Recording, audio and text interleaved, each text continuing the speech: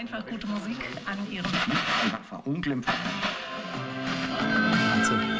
Also ich finde das schon immer echt faszinierend, wenn man Gerät ist fast 100 Jahre alt und wie super das klingt. Also da stellt manche neuen Sachen in Schatten, immer noch.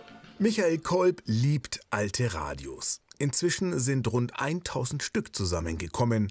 Rundfunkempfänger aus den verschiedensten Jahrzehnten von Beginn an der deutschen Radiogeschichte um 1900. Schon als Schüler hat der Oberfranke das Sammeln begonnen und bis heute damit nicht aufgehört. Im Grund hat es eigentlich angefangen tatsächlich mit dem Radio von meiner Oma. Da war ich 14 und das habe ich einfach zum Musik hören bekommen. Und das Teil hat mich infiziert, muss ich sagen. Und dann habe ich halt angefangen, dann habe ich auf dem Flohmarkt mal noch eins gesehen und gekauft. Oder damals gab es ja auch diesen Sperrmüll noch. Zum Leidwesen meine Eltern viele mit nach Hause gebracht, die man da so gefunden hat. Zu den Radios kamen im Laufe der Jahre noch Aufnahme- und Abspielgeräte dazu. Michael Kolbs Wohnung platzte schnell aus allen Nähten. Die Lösung ist jetzt ein eigenes Museum. In Pressegg im oberfränkischen Landkreis Kulmbach geht sein Traum in Erfüllung. In der ehemaligen Lederwarenmanufaktur Boscha gründet Michael Kolb mit seinem Verein das Museum der Audiotechnik. Auf 2 Etagen gibt es echte Raritäten zu sehen und vor allem auch zu hören. Das hier, das ist im Grunde so eine Art Vorgänger der Schallplatte. Mit dem Unterschied, bei der Schallplatte haben wir die Musik wirklich abgebildet, ne, auf Rillen. Hier, beim sogenannten Polyphon, das ist aus dem 19. Jahrhundert noch, haben wir eine Metallscheibe mit Löchern. Da hören wir, das ist eigentlich die erste Digitaltechnik, ne? Wir haben nur 2 Zustände.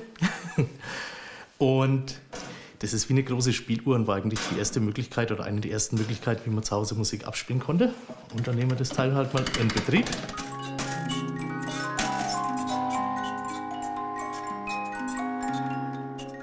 Servus, Michael. Ich hätte mal wieder irgendwas für dich. Schau mal her, ob das was ist.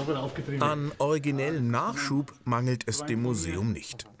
Jugendfreund Michael Hache bringt funktionstüchtige Original 50er-Jahre-Boxen. Die würden sonst auf dem Dachboden irgendwo versauern. Wegwerfen ist natürlich auch schwierig, wäre auch schade, auch im Sinne der Nachhaltigkeit. Und da ist mir sofort der Michi eingefallen, denke ich, das kann nur an eine Stelle gehen. Und hier ist es in guten Händen.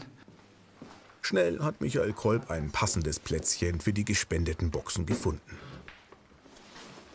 Das Museum der Audiotechnik hat inzwischen Fahrt aufgenommen. Die Ausstellung erstreckt sich über mehrere Etagen. Möglich geworden ist der großräumige Traum durch den Kontakt zu Kita Takao.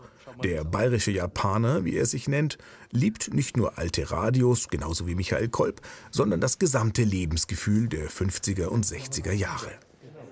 Kita Takao hat das gesamte Areal in Pressegg gekauft. Aus dem ehemaligen Firmengelände des oberfränkischen Lederwarenherstellers soll eine kulturelle Begegnungsstätte werden. Oldtimer, Möbel, Kunst, Mode, die alten Zeiten sollen in der einstigen Produktionshalle wieder aufleben. Man fühlt sich halt irgendwie so ein bisschen so diesen Zeitgeist und das ist mir halt wirklich auch wichtig.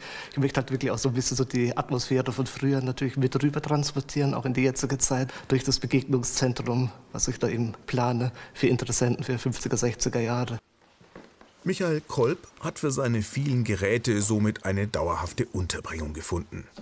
Deutsche Radiogeschichte will der Fachlehrer für Technik, Wirtschaft und Kunst hier festhalten für nachfolgende Generationen.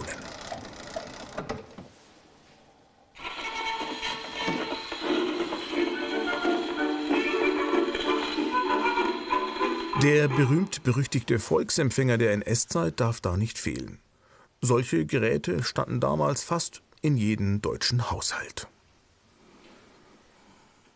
Das war halt ein Billigradio, um Nazi-Propaganda zu verbreiten. Also das hat sich damals wirklich das NS-Regime ausgedacht, hat alle deutschen Hersteller verpflichtet, die herzustellen, obwohl sie es teilweise gar nicht wollten, weil die Geräte halt keine große Gewinnspanne hatten.